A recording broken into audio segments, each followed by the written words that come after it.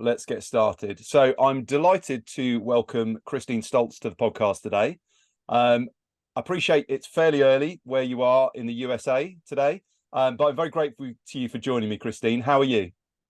I'm great. It's a wonderful Friday morning and the sun is shining, so I'm good. I'm in the suburbs of Chicago, so this is my honor of my background, the Cloud Gate or the Bean, as they would say. Very nice. Yep, great to see you.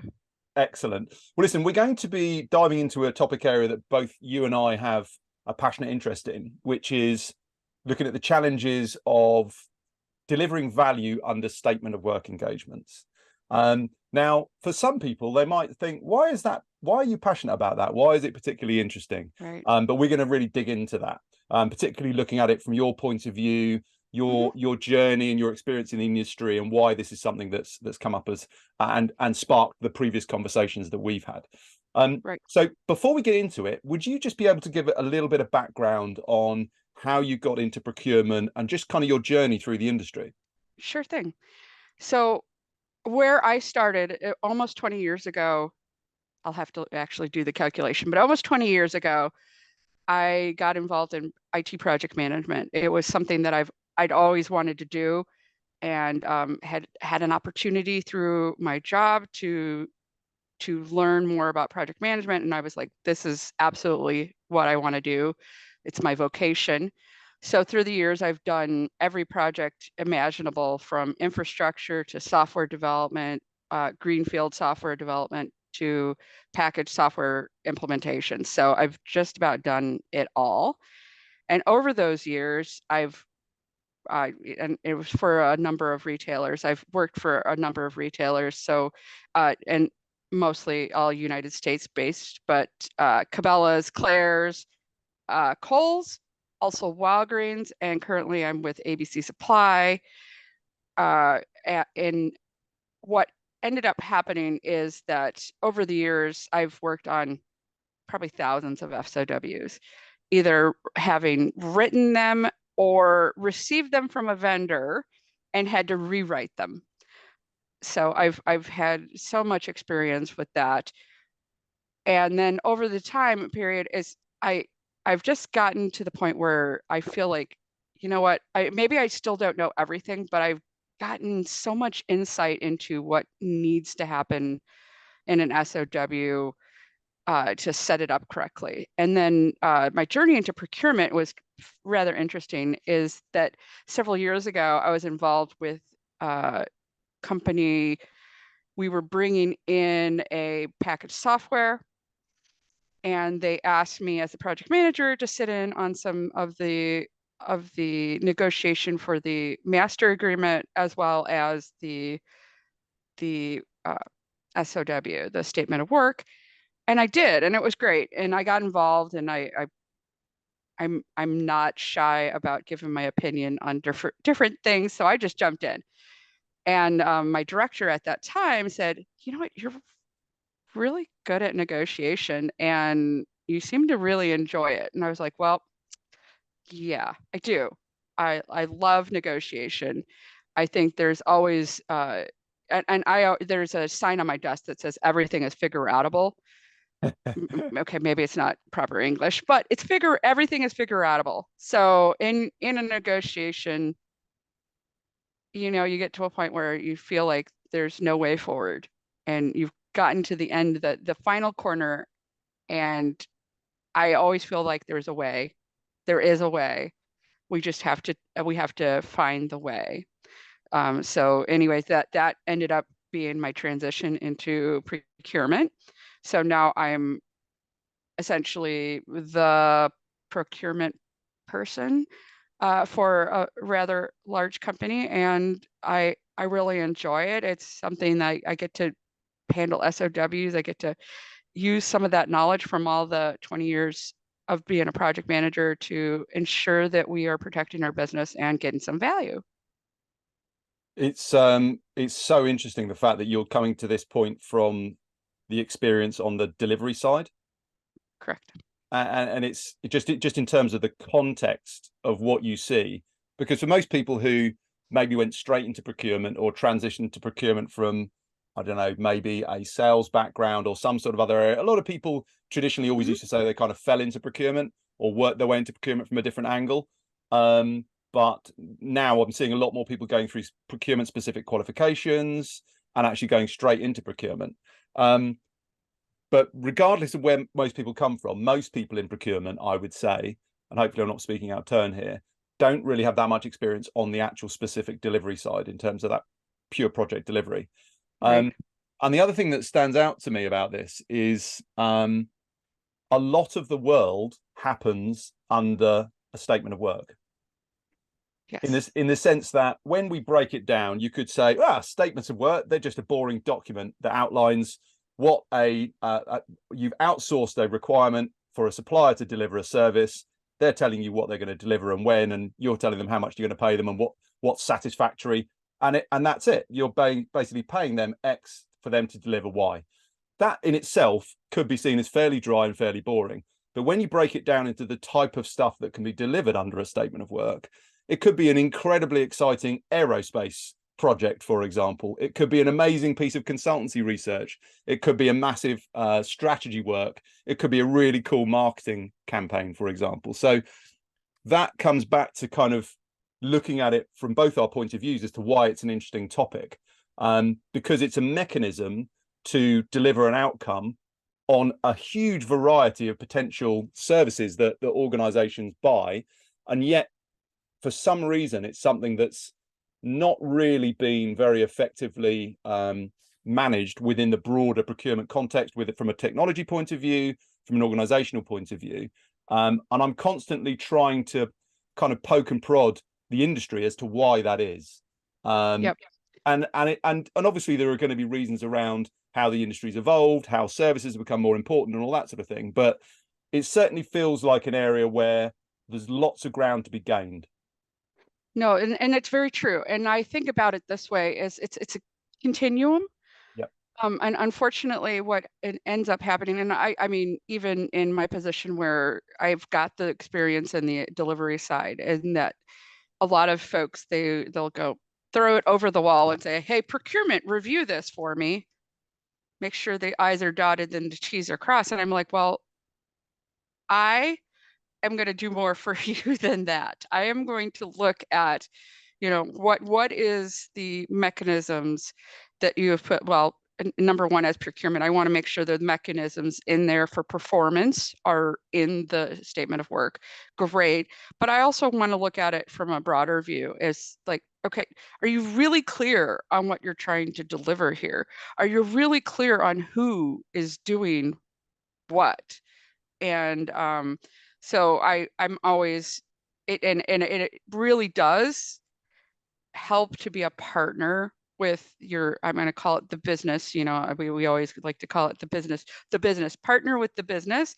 And it's not only from inception, but through delivery. And I want, and me as a project manager, that my role was to ensure that we delivered upon what the statement of work is really getting towards. I'm trying to have a successful project and deliver what we're intending to deliver. So that's great. And I'd always be all over those mechanisms, but I find that a lot of project managers are just so bogged down in the details that they're not seeing the big picture. They're not seeing that continuum. And I like to be the person who's got the 30,000-foot view of, oh, hey, when you start seeing some, things going off the rails, you need to start documenting things, because you want to be able to reference back and say, okay, where did this go off the rails and how and why?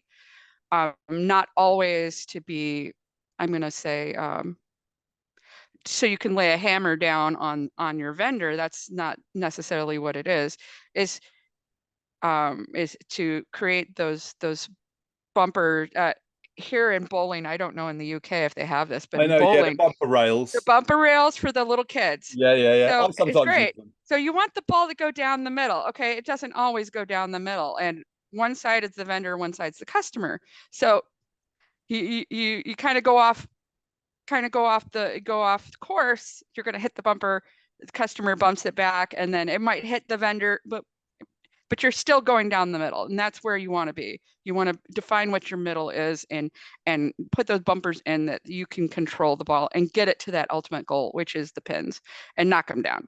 That's what you want to do. So that's how I look at the statement of work. Yeah, Yep. it's a great analogy, actually, a really good one. And I like the fact when you were talking about it's not about just, putting pressure on the supplier or, holding the Right. supplier's feet to the fire. Sometimes it might be protecting the supplier, because it might Yeah. be that there's a change going on and the project's gone off the rails and it's because of an internal problem. So Right. and so hasn't delivered X and Y. They didn't come to the meeting. There's people off sick, whatever it Right. is. But if Yep. that's not captured at the time, and actually you don't have some sort of audit trail, what you can end up with, and what we see all the time, Right. is months, even years after the project's finished, people trying to dig into, a scan signed PDF document that's got Yep. very little information in it, and trying to work back through it to say what Right. actually happened. Right. Management often takes place on email, things like that, No, phone it's true. calls. Um, Well, and this is where I when I'm reviewing or writing an SOW, a lot of SOWs, and I'll get these from the vendors all the time, is that they have a list of things. This is what our people are going to do. And it's usually pretty general, whatever. And I go, well, I want to know what you're expecting from our team as well, so that we can validate against our expectations. And then also, we want to close out any assumptions that we might have between the two of us. And I always say that the statement of work is a mutual understanding. It should be, what am I doing as a customer? What are you doing as a supplier? And get to a little bit of you want enough detail, and this goes into scoping, is you want enough detail that you can say, this is what we're trying to deliver. Here are some high level steps maybe, but not exactly what we're going to do. I don't want to be painted into a corner where we find out that what we thought was technically viable is not. You don't want to, like, okay, I want to build this API and it needs to be in JavaScript and whatever, and then you find out, oh well, Java is going away and it's no longer viable and our system doesn't work with it anymore. I don't want to do that, but I want to say, I'm building an API. We're going to connect these two systems, and this is the information that's going to go back and forth. Okay, you as the supplier are going to be building the API. You're going to be doing unit testing, and me as a customer, we're going to write the requirements. We're going to validate the requirements. We're going to test. We're going to sign off. Even getting that specific is not a bad thing, but it's also good in the end when you're in the heat of the project and you get to a point where you're like, oh, well, wait a second, we didn't say who was going to do this. And then you end up, and I don't know about you, Johnny, but in my experience, it's always been, if it's not explicitly in the SOW, the supplier doesn't want to do it. yeah, Even and though it makes sense that they would do it, they're yeah, not going to want to do it. So I like to get as detailed as I can about, those things, but without painting myself into a corner and that is not technically viable, or let's say, also, I also want to know what the level of involvement is from, like, my business users. Are they going to be doing user acceptance testing? Sometimes they're like, well, we don't know enough about the system to do user. Well, okay, that's not good. You need to know what you're trying to do here. You need to have your hands in here, because it's not going to be, you're not going to hand off a finished product and they're going to be like, oh wow, look at this, it magically works. It doesn't magically work. Nothing magically works. So you want to close out those assumptions that everybody's made about who's doing what. And I always say, if you're ever in a conversation with the vendor, and this is why I feel like we should take extra time on the SOW to review it and have conversations, and talk through what the project's going to look like, and who's doing what. And then you can, as you're going through and you're sitting on a call, and you'll be like, somebody will pop up and say, I assume this and this and this is going to happen. And I want them to tell me what their assumptions are. I don't want them to keep them to themselves. I try to ferret out what are those assumptions. And as soon as they say that, I go, that's a change request if we don't get it in the SOW. Yeah. Let's not do that. Let's get it in the SOW, at least document the assumption and already discuss, okay, so if this assumption is valid, then what happens? That it's accountability, isn't it? Yeah, it is. It's absolutely, because you don't want to get really, I agree with you. I don't generally, in a statement of work, people don't want to get into project management delivery details, because that's Yeah, the project management stuff. What we're talking right. about is milestones, deliverables, Yep, whatever they may be. It could be KPIs in an ongoing service delivery. It right, could be sprints in an agile process. It could be pure project deliverables. It could be blocks of consulting or other right, right. time-based kind of effort. But ultimately, I thought it was interesting what you were saying earlier about, like, you mentioned Java and people going into super detail and then going, oh, well, no, now Java's updated to this version and that doesn't work anymore. It's kind of the supplier's problem to deliver an outcome. So That's right. Yep. so again, accountability, detailing responsibilities as to who's going to do what, who's Hmm. promising what here, at Right, what stage. And then it's very easy, if you do capture that and you can monitor that, to be able to say, if it's gone wrong, who's let the process down? How can we right. improve that? That's Um, right. but And also having escalations in there too. I'm going to throw that in there. You need to have your escalation points as well defined, because a lot of times what ends up happening is then you have a problem and you don't know who to go to. yeah, And then it becomes a he said, she said type of thing. I hate that. If you've got the opportunity to do it, find out who your escalation points are. If you have a delivery problem, uh, typically I like to put the escalations in the change request process, in that if there's going to be any kind of change control in the project, I go, okay, who gets to approve a change request? Who needs to be involved in that? And usually that ferrets out who the escalation points are, because they're the ones who can actually approve a change request on either side. And a change request needs to be approved by both sides. So, and again, mutual understanding, it continues to be a mutual understanding. yeah. I think one of the things that really stands out to me about what you're discussing here and the points that you're making is that the value that you can add to your organization and to your stakeholders in the business is extremely valuable, is extremely relevant and useful, but it can work throughout the process. So you're talking Yes. about from the very initiation of actually creating the requirement specification in the first place, right through all the negotiation Yep. stuff, but also then in the delivery phase, but preempting all the problems that could come up in the delivery phase. And Yep. one of the things I find, well, there's two things I find interesting about that. One is when you get the resistance, which is that whole thing of like, oh, people see procurement as the police and they, stopping them from doing this and that. And that's a thing that I think is changing massively, Mhm. and is kind of a little bit of an old viewpoint. But the second thing is the fact that procurement typically aren't targeted on anything that involves post contract. Mhm.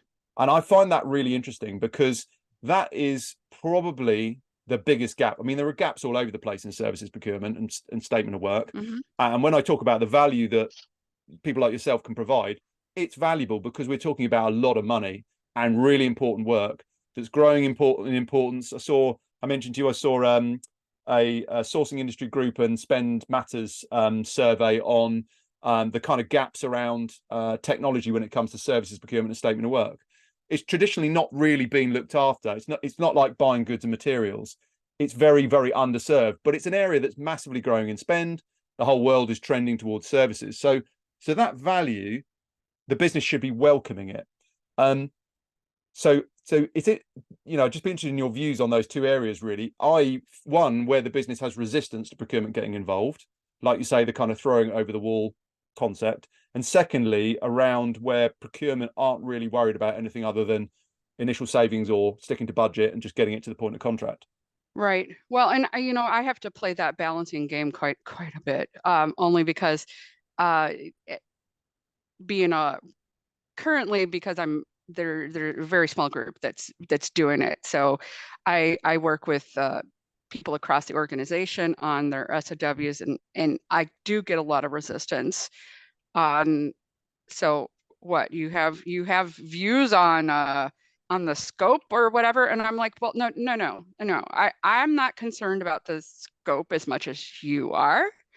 My idea is, do you have it well defined enough that you're not going to run into issues? If you're not being able to break it down into, I usually say, you know what, you've probably broken it down to the finest level. If you can say yes or no, is it, did you deliver it or did you not deliver it? And you want to get to the point where you can have those. And I'm like, okay, we're getting into binary code. Yes, is it a 1 or a 0? You know, you want to break it down. However, it doesn't all 100% have to be in the SOW, but you want to get to the point where you've got it defined well enough that you can easily go in and go, okay, here's what we're doing. Yes or no, yes or no, yes or no, yes or no. And especially on the milestones. But I try to, when I try to get my point across to our business folks, is that I'm not talking from, because I'm the police. That's not exactly as you said. I'm not talking from that perspective. So I've seen a lot of really great projects that have gone really well, and I've seen a lot of great projects that went off the rails and died, and I've seen really bad projects from the beginning and that have never gotten off the ground at all. So with that, having seen that, some of the things that I've seen, and hopefully they take that seriously, and having been in the industry for so long, I feel like I've aged. My hair used to be brown. Now So it's did all mine. gray. Well, yes. I think it was You've brown gone through the same, when yeah, I was gone through about the 10. same of evolution, but mine is entirely gray now. You can't tell, but it's entirely gray. And having that experience is that a lot of lessons learned, and there's experience behind that. But I also want to say, hey, if my we're on the same side, number one, we're on the same team. We're Our goals are the same. We want a successful project. But I also say statements of work are really, they're my bread and butter. They're what make me well, I try to express my passion for it too, but I've seen them, and I'll toot my own horn. I felt like I was a really good project manager. I built teams, and it would be teams across vendors and business folks and IT folks. We would all be a team. We built teams that worked really well together. And part of that is you're setting the stage with the SOW. The SOW kind of like it is the it is. Having a good SOW sets you up to a great kickoff. And I'll tell you, a great kickoff leads to a great project. And then, and it just continues down the road. And there's this old commercial here, TV commercial, and it was for some cooking device. And it was basically you put your food in there, you set it and you forget it. And a lot of people feel like, okay, the statement of work, once you've gotten it written, got it signed, you file it in the file and you never look at it again. And I tell them, nope, this is going to be what you look at least weekly. The project manager needs to look at it. I also say, hey, share it with your team. Okay, maybe not the commercials. I know that's real sensitive for a lot of companies. Don't share the commercials, but everybody should know what was agreed to in the SOW. It's like a strategy document for the project, isn't it? It is. It is.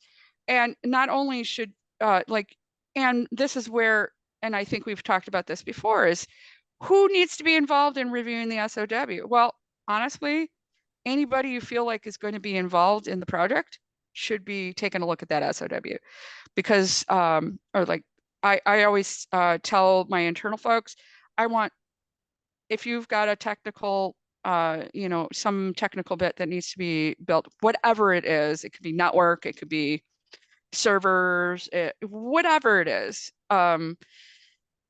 integrations, somebody, they need to say, okay, high level, this is what we're doing. I need your feedback on this, because they can point out where you've completely missed the mark in the technical bit. I like to have architects, because they're going to tell us, if we've completely missed the mark. I like to have ops involved, because ops are the ones who are gonna, or operations, whoever that's going to be maintaining this, whatever it is you're building. The operational people that are going to be maintaining it once it goes live need to understand how you built it as well, so that they can truly understand how to support it. So those are some of the people that I like to involve in there. And then I think that's the main group. Oh, and IT security, only because they'll tell you, oh, hey, they can't build it that way, because that's going to open their system to a bunch of breaches and stuff like that. So I do like to say, hey, especially when we're talking about, a lot of times that'll talk about access that the consultants need to build whatever it is. And I've had it written in where they need admin access to production environments, and I'll be like, typically we don't give admin access to outside folks And, in and, I- production. and I guess, with IT projects specifically, those type of things are always going to come up, and they're always going to be relevant.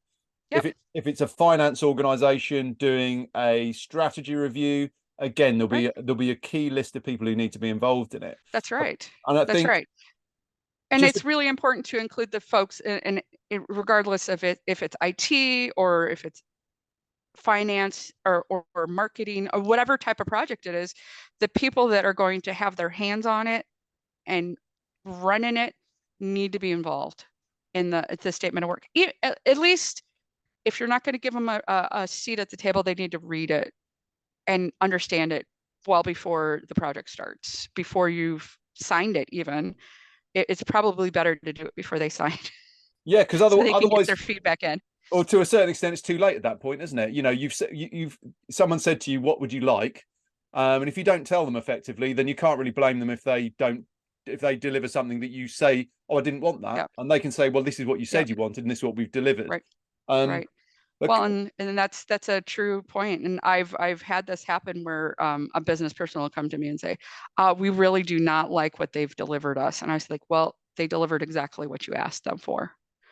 So you can't blame them for not reading your mind. So that's where you have to have that communication. Also, when you have that, when you've had that statement of work and you've discussed it and you've worked on it as a team, I like to work on it with the vendor and have that meeting. And I've had meetings where they'll say, well, why do you want this? Why do you want to know what your people are doing? I'm like, well, honestly, I want to know, I want to close out those assumptions. I want to make sure that you are comfortable with what we think we're going to do, because we've got this mutual understanding. And honestly, when you work on it that way in a collaborative manner, you're building that relationship. And okay, so maybe something goes slightly off the rails. I'm not going to go for a big thing, but there could be something, well, you've built the relationship with this vendor, the supplier, to a degree that they'll say, well, technically we don't have to do that, but since we've built this relationship, we want to keep it rolling and we're going to overlook this and we're going to work on this. Honestly, and I don't I don't ever want to make it into a transactional thing where I'm only nice to the supplier because I want something from them. That's not it. Because that'll never work. And they see right through they do. They see right through that. Is you build that partnership. And honestly, when you do have those wobbles in the road, it's easier to recover. It's not like they're going to be throwing, oh, well, you did this wrong and you did this wrong. You want it to be where it's not accusatory, if you can prevent it from getting that far. But having that mutual understanding at the beginning, is really important. It's actually almost more important than any of the what do you call it, the compliance and or governance stuff. if you've built the relationship and you've gotten that mutual understanding, at that point, then governance and compliance is really in the off chance that something goes above what you've defined. And honestly, I feel like a lot of times it doesn't even get that far because you've built a good relationship with your supplier and between your business and IT. So yeah.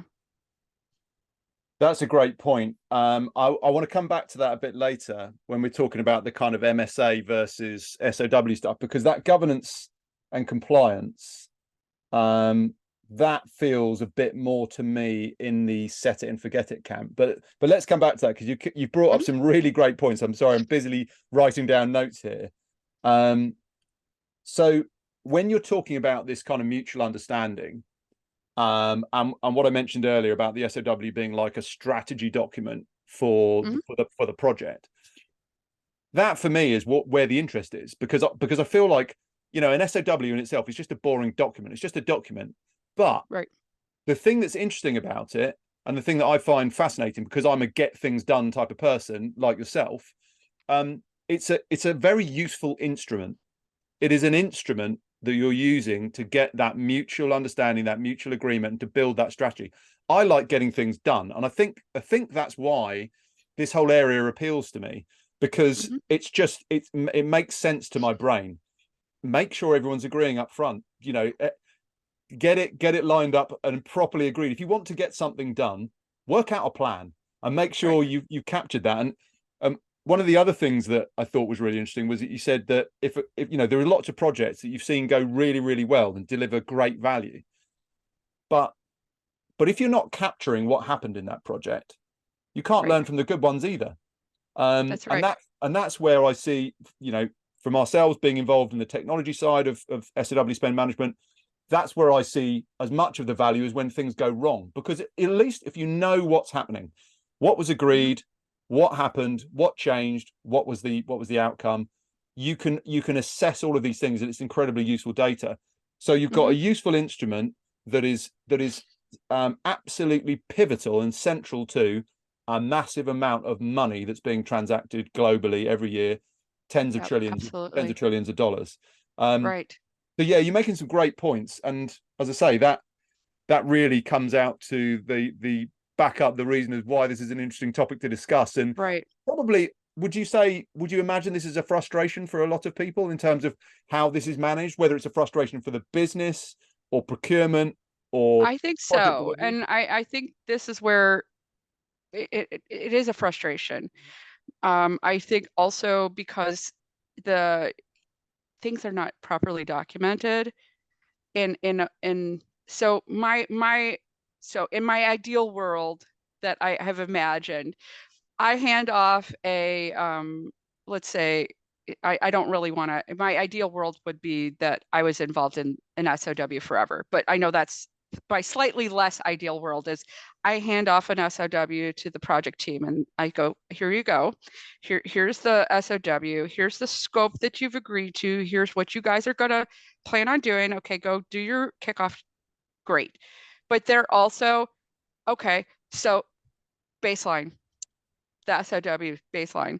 So now every decision that you make from now on, you add it to a document. So I usually, as a project manager, I would do this, and I encourage the folks that I work with now from procurement side is have a RAID. So risk issues. I also call it, there's dependencies, risk issues. I'm forgetting what the A is for, but assumptions, assumptions. Yeah. Risk assumptions, issues, and dependencies. Right. But I also go RAID with another D. Oh. Decisions. Ah, right. Okay. Because what happens is risks turn into issues, turn into all these different things, and assumptions turn into issues too. Yeah. And then there's the dependencies, but then those turn into decisions. And it'll go, well, why did we do that? Well, okay, wait a second. I don't remember why. Let's look at the decision log. And I usually I know a lot of people do their raids a little bit different. I like to have it in one document, in one tab of a spreadsheet, and I just categorize them because, like I said, risks turn into issues, turn into decisions. So as it goes through the life cycle of the project, you just change the category when it transitions into the next level. But I want to know what was the problem and why did we decide it that way? And it doesn't matter where it came from. Business, it can come from the vendor. I want to capture it all because what this also does is it feeds any change requests that come down the line. So this is going to be, okay, so this is, we had this risk or we had this issue. We did XYZ to try to mitigate it. And this is what we decided. And this is what feeds this is what needs to have the change request. Hey, it's going to cost more money, but this is how we got to this point. And I really encourage project managers to keep that, because if number one, it gives you the background on every change request that you ever come up with. It's that documentation. And then when the business goes, hey, we don't like this. We didn't agree to this. Well, you did. And here's what, remember we had this issue and here were the options and you chose this one. Like, oh yeah, I guess we did do that. Because memories are short. Yeah. And especially when you're going through a fast-paced project, people forget. People are busy I and forget from day to day. yeah, And yeah, the older I totally. get, the less I remember. Well, the other thing about it is when you're talking about decisions, if you're documenting it, then it's an informed decision. Um, Yes, and if it's an informed decision, you can back it up. And ultimately that's right. that's what people in positions of responsibility want to understand is the reasoning behind this decision. Can we Yep, evidence it and back it up? And have we got an audit trail? If so, right, great. Okay, we can move right. forward with it. Well, and it's just something that it should be naturally part of it. And then of course, now when it comes back to change requests, then I get back involved. I mean, in the procurement side, and that I will run the change requests through signatures and get the approvals and all that great stuff. I don't know other organizations do it that way, but I usually get involved in the change request. But my thing is that a lot of times I get a change request with zero information in it, and I'll go, well, There's going to be more. There's going to be a bigger cost. There's something well, else why coming. We're not why going are to we tell you what paying it for is. this? Yeah. Why are we paying for this? Because this looks like scope that should have been covered in the SOW. It looks like this looks like something that should have been the SOW, because they gave me zero information. I'm going to question them because I feel like I'm the steward of the cash of the bank. I'm trying to protect the company. And I'm going to ask, I'm like, well, why are we paying for this? Because I look back at the SOW because I'm interested in compliance and governance. And I'm like, why are we paying for this? Why are we not sharing the cost of this? Or we definitely need to be paying for this. Whoever, I want to be involved in that. And I'm always saying, guys, you need to document this, because in 2 years when we come back or we get an audit and they'll go, well, why did you do this? It was a piece of paper that said we needed to spend 10,000 more dollars or whatever it was, $1 million. And there was nothing. And the director said, okay, we're going to pay for it. And that's the end of it. You need to have that documentation to back yourself up. And you want the project to be rational. You want it to make sense. And that's where I feel like documenting things and taking really good notes is so important, which is why I love that you're taking notes while we're talking here, because good notes are really important. Yeah. I always take notes. Now I'm not taking notes now, but I've got some things written down in my brain. I have good, Well, good brain. yeah, I totally agree with you. And with things like change requests, it's one of the biggest things we see in organizations. If they're not capturing their SOW lifecycle in a system, which most people aren't effectively, in fact, most people are absolutely way off. Generally, there might be no information below a PO level, very scant information, which may well have kind of been written by the supplier in a kind of marking their own Mhm. homework type of situation. But almost nobody has any visibility of change requests. Almost no companies do. And I feel confident in saying that because we speak to a lot of organizations. It's stuff that just, or procurement certainly don't. And where the people are capturing that in emails, or they're writing it in a little, book, like I am for the notes of this podcast. Right. Absolutely.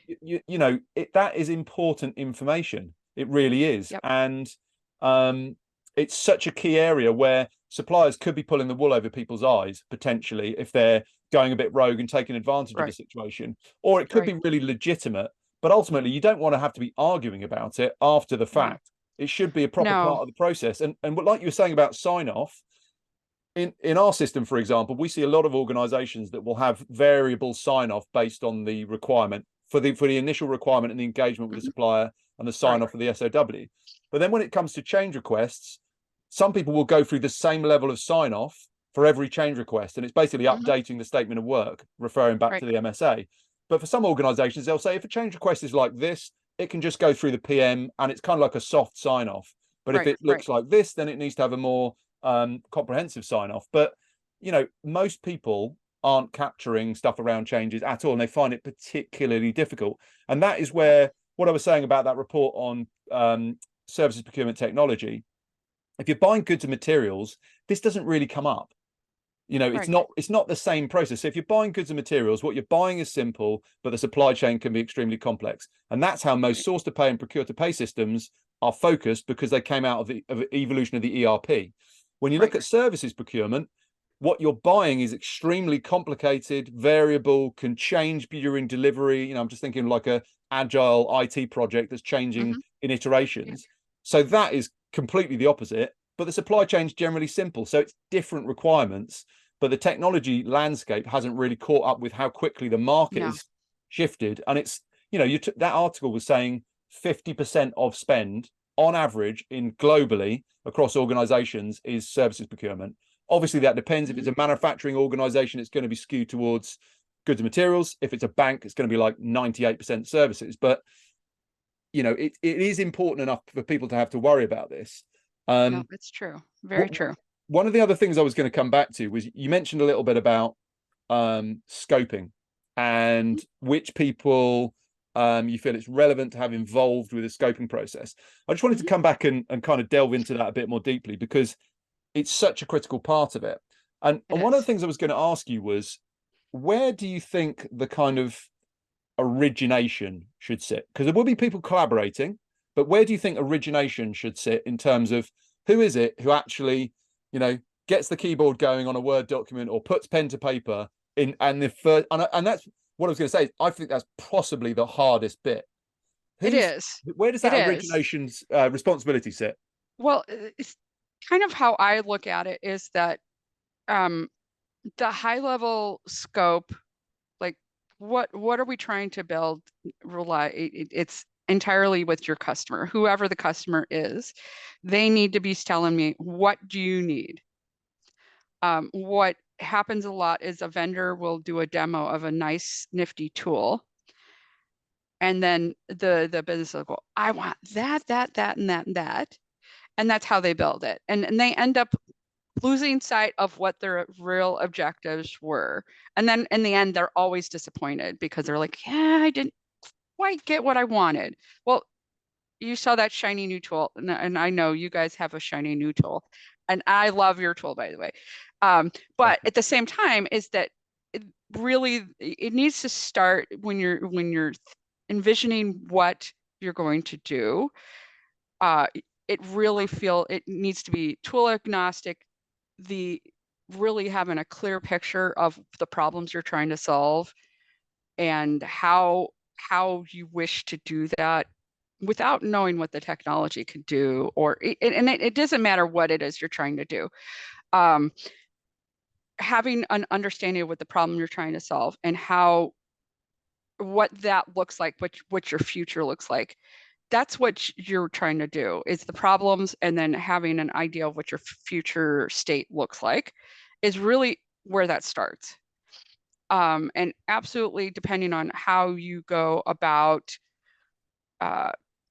figuring out the details to that. I mean, you can have a business analyst sit down with you and talk through that and get a picture of it. I like to flow chart, like, okay, so your problem is this, and it's currently like this. How, you know, what are you seeing in the future? How does this work in the future? And from that naturally flows what is your scope going to look like?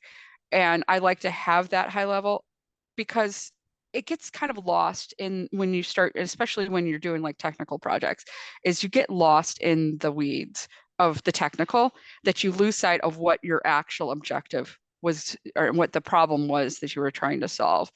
Um, Developers and technical people can be quite creative, and I love it. And sometimes what they lose sight of is the straight line. They'll think up, well, we can't do it exactly this way or this way, so I'm going to do this workaround.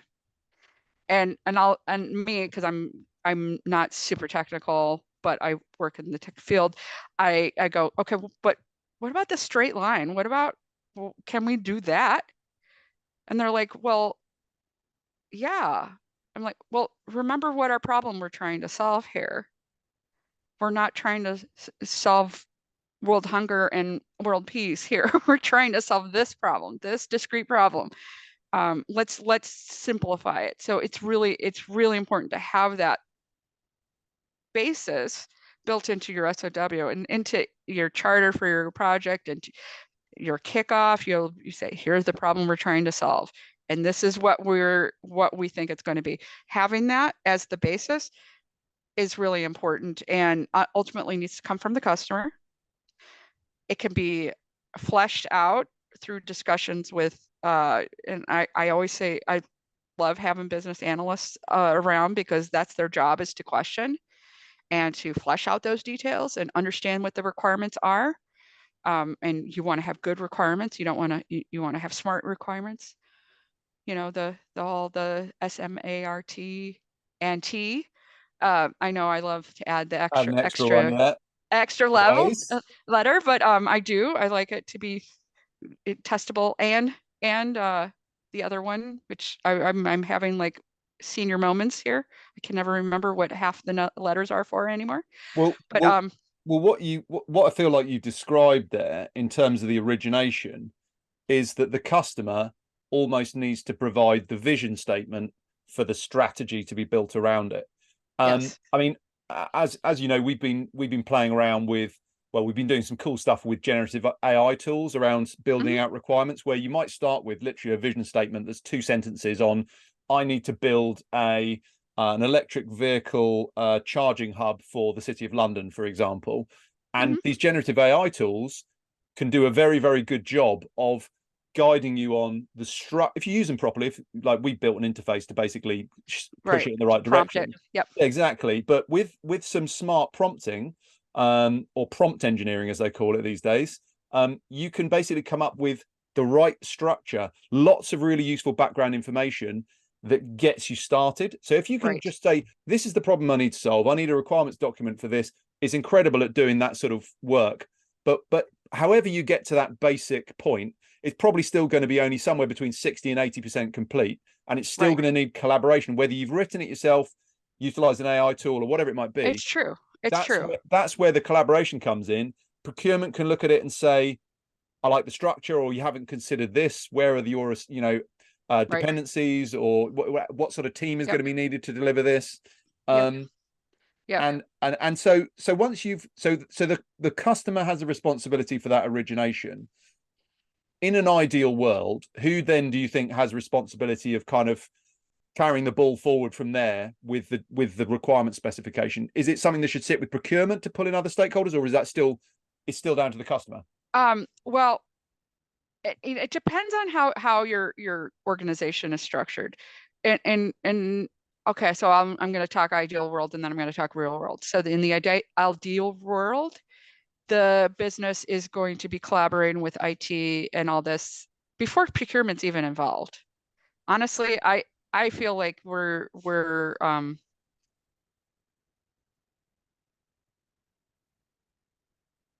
tangential to that.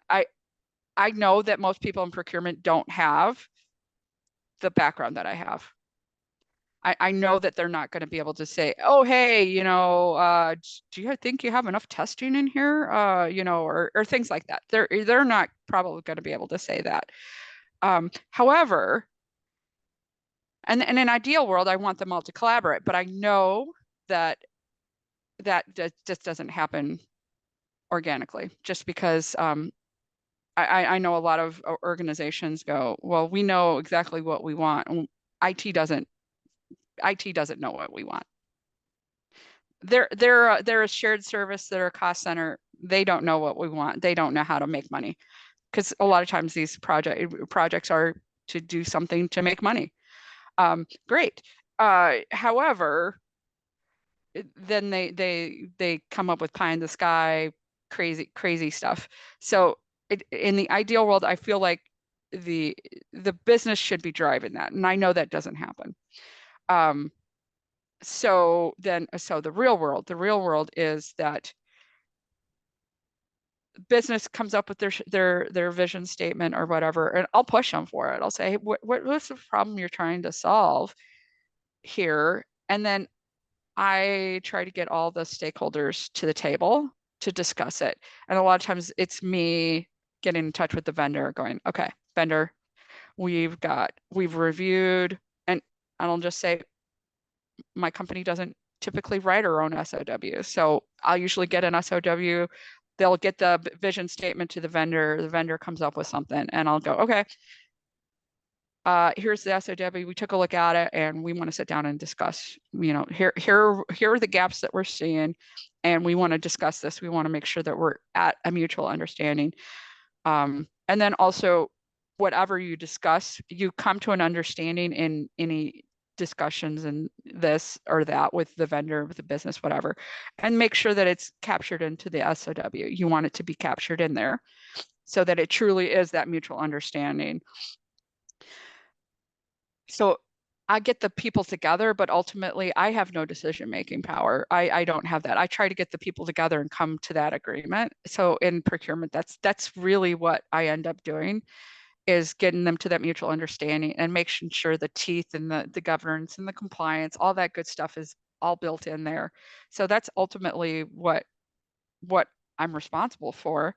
I want it to be successful. Of course I do. I want to be on the team. A lot of times procurement doesn't really, they're only, did we fulfill the letter of the law? And that's not necessarily a successful project. No, And I'm all about what's a successful project. well, that's where the money is, isn't it? That's where the money and the value is. If organizations are paying billions of dollars every year for services that are having delivered, if it's just a question of were we against budget, or did we was it a compliant agreement, something like that? Right. That's just the absolute basics. So it's really interesting to hear you talking about flipping it to the customer having the responsibility to come up with that vision statement, the ultimate need, the basic need. In a lot of cases, I totally agree with you. That might be actually then fleshed out by a supplier, or you might have multiple suppliers that you might collaborate with. Oh, You might come up with different True. ways of doing it. And I think so obviously not all procurement people are going to have your background in terms of the actual project delivery side of things, but most procurement people should be able to give a good steer on, these are the type of sections that we need to have information on. This is the kind of structure, the kind of content, and the kind of checks and balances that has it got that in place. And they don't need to be a subject matter expert on cybersecurity or whatever the project is. No. And usually what I do is I have someone working for me who's not new at vendor management, but very new at reviewing of contracts and statements of work, et cetera. So what we've been doing is putting together like a checklist of, this is what is an SOW needs to show. Obviously references to the master agreement, that all the legal stuff is taken care of. It needs to show who, what, how, to a high degree, milestones. I want to have the I'm going to call it the compliance administrative type of thing. So change requests, escalation points, all that. I want to have timelines or milestone plan. I don't like time and materials projects that don't have end dates ever. I want a target end date in there, Absolutely. because how do you ever know that you're ever done? Because they will, I mean, honestly, the vendor could say, well, we're not done, so we're going to continue. Well, but That has risks of around misclassification as well, in the sense of depending on how it's right, structured, who's doing the work. It's not an outcome at that point, is it? Or an output. no, It's just on the never never. But there's a kind of balance, yeah, but it doesn't matter if it's something that's delivered under that basis, if it's still in line with a deliverable and it's right, still being delivered, but it doesn't matter which individual's delivering it, it's just the supplier delivering an outcome based on a number of days of consulting or right, whatever it might be. right. That can Well, still and be fine. I want to set the baseline. I want the statement of work to set that baseline, because if you don't have, like, if you don't have a timeline of any sort, you don't have anything to baseline against. So when you do a change request, because you're adding to the scope, and like, but you never define the timeline. So how do you say that this is going to take more time and more money, because you never had a timeline to begin with? So you got to have that baseline. Otherwise it's just kind of the never ending. And like I said, honestly, it turns into operations. It's not a project. It's an operational thing. Yeah. Um, Additional time might be fine in a time and materials context part of a statement of work, oh yeah, but you can have it as a change request if it's already gone up exactly. to the date. That's fine. If it needs more time, everyone just has to agree it, and then no one's going to worry about it in the future. Right. But another point you Yep. brought up there was around the contractual side of it. So just Yep. want to segue into another area, which, as I mentioned earlier, I find I'm interested to get your view on, and this Right. is what's the balance between where the legals sit within Yeah. the statement of work versus the master services agreement. Correct. And so, and we're going to do ideal world versus real world. Ideal world, I want all legal terms in the master agreement if I can help it. Because what ends up happening is that you execute a master agreement, you execute an SOW, you execute another SOW. And by the way, they added something to the next SOW, just doesn't quite agree with the master agreement. And now you have to go, well, number one, if you didn't establish precedents of agreements, then you have to work, okay, which one governs? And it just ends up being a lot of arguments and in people guessing things. So I mean, in the ideal world, I would love it to be all legal terms are in the master agreement. Because the statement of work, I think the only pieces and parts of that I could even, and even some of the compliance and governance stuff, I don't feel is legal terms. It's more of, this is how we're running this initiative, however we're going to run it. And it's each project is different, and each time we need to agree on those compliance and governance things, like around change requests and stuff like that. But for the legal terms, what's going to be the base terms for every agreement need to be in the master agreement. So let's say it's services, and you'll say, okay, and even change requests, you could have that in there. If you say, this is our change request process, this is how we're going to run it for every single project. So therefore it should be in the master agreement. Anything that is bespoke for each individual statement of work, then there's some argument that you can have it in the statement of work. I just don't, typically I don't prefer to have any terms. And a lot of times I'll get statements of work from vendors and they'll insert some stuff. And it essentially contradicts what their master agreement already states. And I just cross it out. I say, it's already covered in the master agreement. I'm not renegotiating this. It makes life a lot simpler. And then, in the case that we would actually have to enforce a term, whatever that term is, I don't have to go, okay, well, let me look at every single agreement we've ever done with you guys and figure Right, out which right. one works. Yeah. And I don't have to do that. So that's typically what I do. And on a lot of times I do, I just So they'll put in intellectual property stuff, and I'm like, doesn't belong in the SOW. It's in the master agreement. I'm not discussing it again. We already went through that. We went through the lawyers and all that. My statements of work, I like it to be lawyer free. Yeah. And as much as possible. That frees up a lot of time, really, doesn't it, for the person that's trying to execute it? It does. I want anything that's going to require the lawyers to be in a room together to be in the master agreement. That statement of work by that time, and again, it's about relationships, is the lawyers are there just to make sure it's legal. They're not building the relationship at all. They're not, that's not their point. Their point is to get the best terms possible for their clients, but not necessarily the best outcome. And because they've got a completely different agenda than what the people working on the SOW do. Yeah, I agree. And I feel like sometimes it's the master services agreement that's more likely to be contentious. Yes. And that's where the lawyers need to get involved, and the lawyers need to have their conversations, and it needs to be fair and equitable, and everyone needs to be happy with it. Once that's agreed, that feels me more in that category of set it and forget it.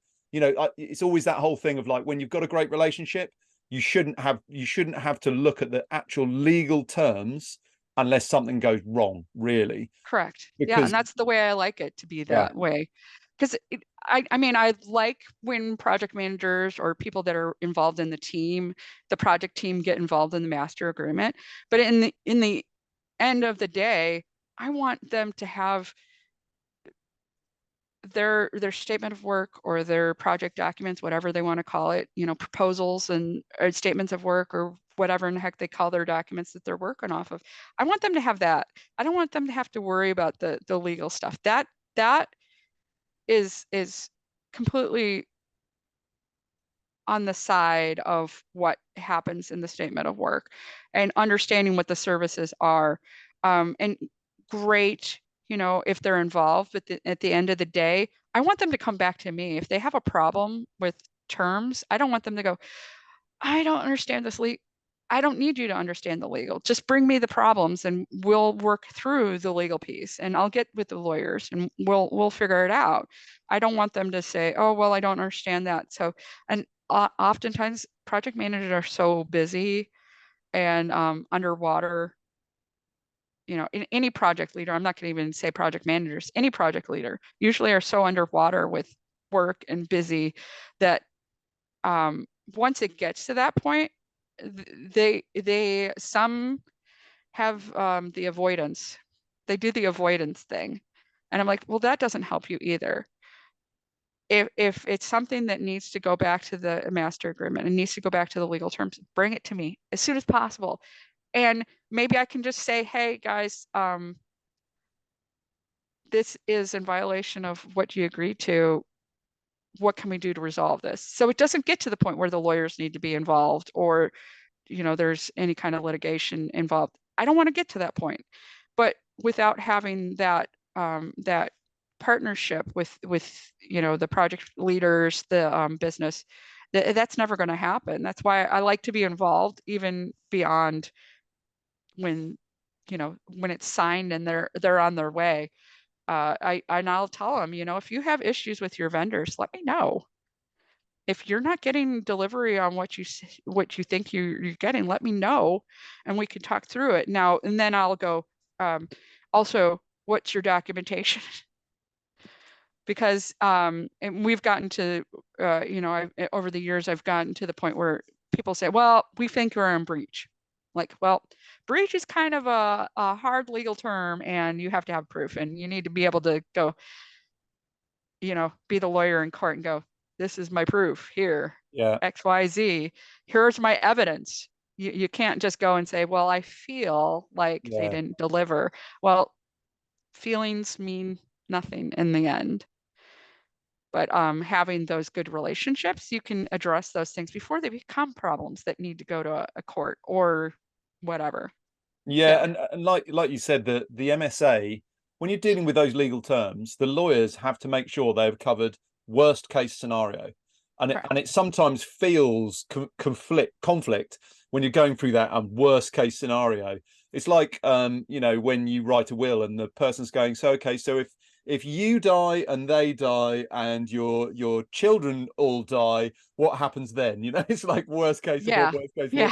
Yeah. So basically, splitting that out, I can definitely see the value in that, and having it all understood and agreed takes us through a process that is documented and that everyone understands what's required of them.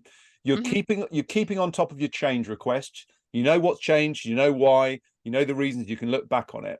So if you were to bring that all together, how would you describe, or what's your view on the best way to manage non-performance to get the best possible outcome? Well, and I feel like it's kind of the same kind of principle that you use with an employee. Right. You have the soft, hey, um, this you're not doing this great. Let's see of ways to improve this. And you need to do it so many times, whatever that is, depending on the importance and how the time criticality. You know, sometimes you don't have a lot of time. It's like, oh, we're failing. We need to solve this right now. But an ideal situation is that you do have those soft, hey, you're not performing, you're not performing. Then you escalate it. You're not performing, you're not performing. And then you get to the more formal, hey, uh, I'm writing you a letter, and I'll even email it to him. I'll email it to him. I say, hey, just so you're aware, we're writing a letter. We're going to be we have problems with performance, and we're writing you a letter. And usually when I say letter, they get all like, oh my God, what are we gonna do to fix that? That's where it comes And down usually to. it doesn't even get to the point where you have to have, there's the lawyers don't even have to get involved. As soon as you say you're writing them a letter, they're like, oh, oh, you mean you're sending something through the mail? Yes, I'm sending something through the post.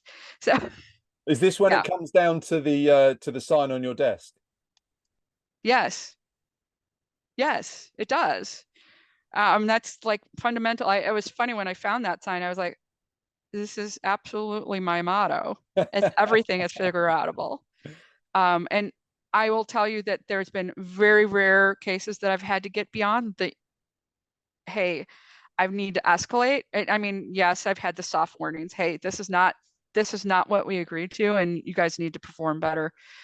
We need XYZ by this date, or we're going to miss our dates. And if we miss that date, then guess what? Any changes over and above that, it's on you.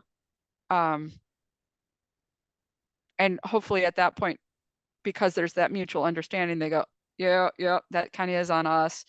Um, if you do, and I know this happens sometimes when you have like, and this is something going back to the is the you don't want to have a lot of turnover in your team. So that goes back to one of the sections that I like to have too, is that they can't just swap out people at Right. will. Yeah. So go back to that section, put that back in your checklist, is they can't swap people out at will, because what happens is that you lose that mutual understanding in that relationship consistently over time. And then you end up having those contentious things, and then you have to escalate. And when you escalate, you better have your backup right behind you and say, And okay, so and it's not just a feeling. I'll just say, hey, I've let them know on this occasion, this occasion, this occasion that they're not performing, and now I'm bringing it to you because I feel like we're not getting traction, and these are the problems that we're seeing. And and if you need emails or whatever to back it up, that's great. I will provide those, but let's have a discussion on how we can turn this train around, how we can get it back on the rails, and we can get to our objective, hit those pins, and make a success, because it's in everybody's best interest to be successful. yeah. So, and rarely does it get beyond that. Yeah, and that's where, if you've documented stuff and you've got a good mutual understanding within your statement of work in the first place, Yep. then what it means is you can just, it takes the emotion out of it. Yes, it does. It's just like, you know, the document doesn't lie, the information that's captured doesn't lie. It's just a rational conversation around, okay, this is what you said would happen. This is what's actually happened. You and I can both see they're not the same thing. So I just think it's such a critical part of it. And then, like you say, you should be able to focus on having a great relationship with that supplier and going through the figure outable process. No, and absolutely. And I find though that and I know that in the US, I know it's very much the customer is always right. And that's not so. We're not always right. However, we need to be realistic and also reflective on what we've not done correctly. But at the end of the day, we need to do what we agreed to do. And so this is where I always go back that it needs to be irrational and the emotions need to be out of it. Is we need to be rational and we need to look at what we agreed to do and then go, okay, so we didn't deliver this on time. However, you're telling me, so let's say, and this happens a lot where they'll say, oh, there was this dependency. And I'll go, was that really a dependency? Was that called out that you absolutely had to have this to continue on? Or was it critical path? Or was it nice to have so that you could move forward? What else could you have moved forward on in the interim that could have kept the project going while we figured out how to resolve this issue? I'll just say one project I was on, we had to deliver some data and we were having problems getting the data out of the system. We were just, it was not as simple as we initially thought. And the vendor was like, well, because you haven't delivered this data, we can't deliver X, Y, and Z. And I was like, well, I don't understand. We can give you dummy data while we're trying to get the real data out. I mean, we can do that. But I don't feel like we're at a standstill here. We can continue moving forward. And maybe we move things around. Now, when we get to the part where it is critical path and there is no other alternative and we cannot move forward, that's another story. But we should always be flexible enough to move forward and keep going. And when you get to the point where everything is critical path, then it's just, yeah, there's not much you can do at that point, and hopefully you don't ever get to that point, but sometimes it does. It gets to that point and then you're going to have to go, okay, so I didn't deliver this and you weren't able to move forward. Okay, so that's on me. XYZ is on you. So how about this? Let's split the cost of this change request to get this moving. It's not all on us and it's not all on you. So let's be reasonable. And that's my philosophy is we need to be reasonable. It leads to a much better relationship and a much better outcome in the end, because you definitely don't want a supplier that you've completely pissed off and they hate your guts. Yeah. So it comes back to, just to kind of round things up, it comes back to what you're saying about at the beginning, about having those guardrails, and ultimately the aim being to, knock the pins down and get the best outcome. And I think, I've really enjoyed this discussion, and I think it makes it very clear that, going back to kind of how I introduced the topic, statement of works, just a document, pretty simple. Maybe some people might consider it a bit boring, but if you actually look at the process, you look at what we just talked through, it's highly complicated and it's highly valuable.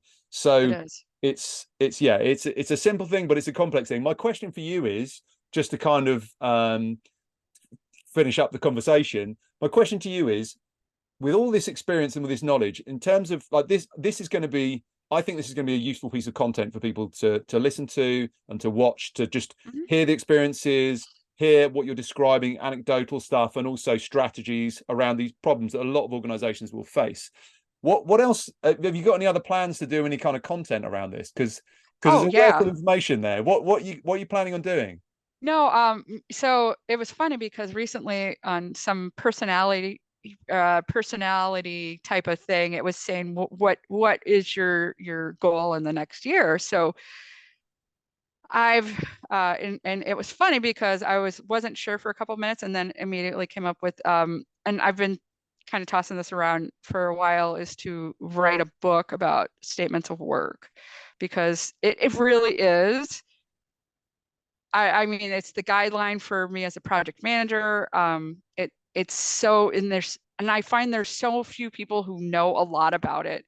I've been doing a lot of educational programs at my company, and I'll get anybody who's willing to listen, and it doesn't have to be a project manager. I want to talk about statements of work, because I feel like you as a stakeholder in any project, even if you're just coding a code, I'm going to use a derogatory code monkey. I think even if you're a code monkey, you should understand what the statement of work is and how it works, because it does impact you. Even if you don't think it does, it really does impact your work.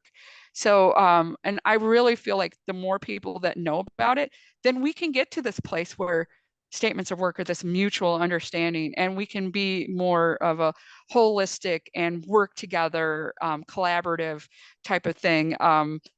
I don't want it to be just, this is where you have something to hammer over people's heads. That's not the point. The point is to make value and to be successful. So I'm looking forward to sitting down and starting to write that, and then probably also I've done some speaking engagements at some conferences, and I'm looking forward to continuing to do that. And obviously I'm willing to connect with anyone on LinkedIn. So if Yeah, anybody's interested or wants to talk, hey, I'm your gal. yeah, I think it's so important for people like yourself to get the word out there, because like you say, a lot of people don't really understand the nuances of this, and as we've discussed, it might be a fairly simple thing, but it's a useful instrument to achieve great things, great outcomes, great cost savings, great revenue generation, and great relationships with suppliers. And actually, what you were talking about there with regards to all types of people within projects understanding the statement of work, how many people work under a statement of work in terms of what they're actually delivering? And they need to Right. understand that as well, No, where it's they're true. where they're working on And that how many basis. times have I been with an implementation partner and nobody on the team's ever seen the SOW? Yeah. And it was like, really? Okay, well, don't worry, because everybody's going to see the SOW except the commercials. You don't need to know what we're paying for it, but everybody needs to know what we're planning on doing. So, Well, I'm really, really pleased that you're going to be doing that. I really look forward to seeing any content you're putting out, and listening to any speaking stuff you do. yep. And I really appreciate you coming onto the podcast and talking about this. And I'm delighted that we've managed to cover the topics that we have.